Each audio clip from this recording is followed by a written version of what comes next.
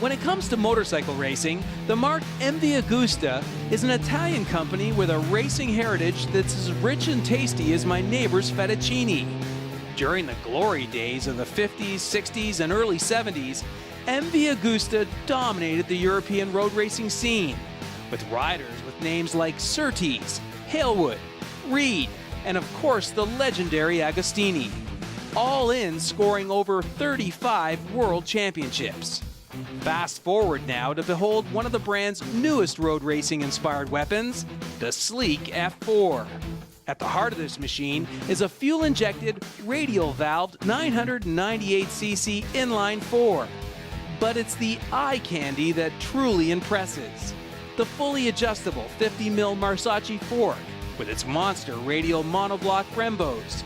Then there's the chromaloid frame with its artfully welded tubes and castings, the single-sided swing arm, and just check out those wheels. And did I mention the 4 organ pipes exiting from under the rear saddle? It's gorgeous to look at, but how does it ride?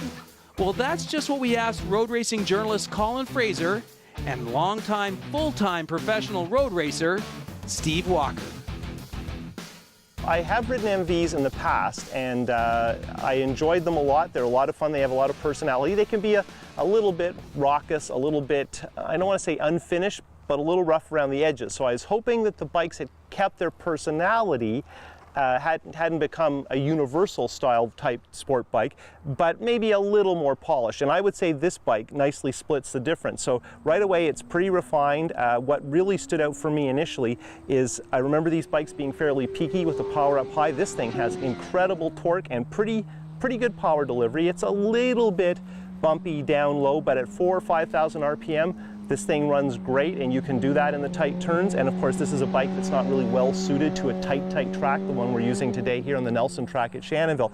But in terms of being able to use the bike and ride it for fun and safely in what is a relatively restricted area, it actually is great, and that's largely the throttle response. The bike has lots and lots of mid-range. Now you get it up to 7,000 RPM, things start to happen in a real hurry, and it gets very exciting, and it clearly is a 1,000cc sport bike. But compared to my memory of the bigger MVs, I really like it that this bike has really picked up some mid-range, and it's a little better behaved on the throttle. But the issue for me is this a unique experience, right? If you're going to spend this kind of money on any sport bike, and they're all good these days, are you going to get something different, something unique, something that isn't like the others? And that's getting harder to do given that we're so narrow focused and track performance is so essential in this category. So I think, would this be a nice street bike? Sure it would, to take on the track occasionally. Would you have fun? Is the bike fast enough? Does it handle well enough? Would you be comfortable riding it hard? And the answer for sure is yes. And I think it's a very polished product, and actually pretty good value for money, which is not something previously we might have said about an MV Agusta.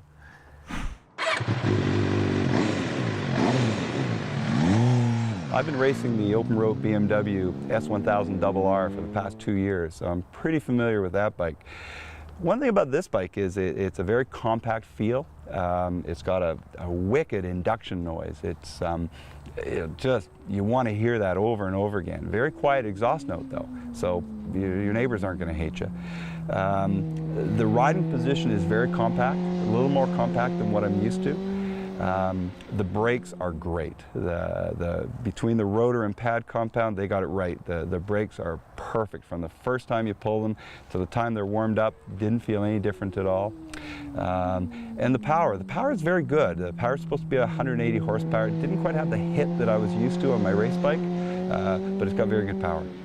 We didn't really get much of an opportunity to adjust the suspension, so we kind of left it how it was. It's set up for the road. It's a little soft here at the racetrack. The gearbox feels very good. It's geared for the street, so you know, we weren't doing a lot of shifting. But one thing I noticed, especially going into turn 2, is the slipper clutch on this is fantastic. It does not feel like a production slipper clutch. It feels like one that's been highly tuned. The downshifts, you just change the gear, drop the clutch, and it takes care of the rest. It's a compact bike, but everything's where it should be. There isn't a long stretch to the bars. The seat isn't angled in such a way to drive you up towards the tank.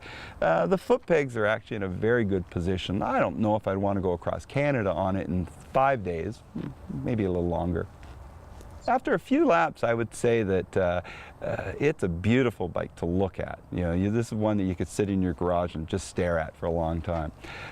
It's a bike that it brakes very well. It's got lots of power, and the doodads on it are fantastic. Everything about this bike, it's got all the bells and whistles that you really want to have. It's got the steering damper right up front. Everything's adjustable. So, a bit of time on this and you could really get this thing going well. I don't know if I'd turn this into a race bike, but for a street bike that you could go and do some fast mountain roads and go to the Tim Hortons and just look at it, I think it's a winner.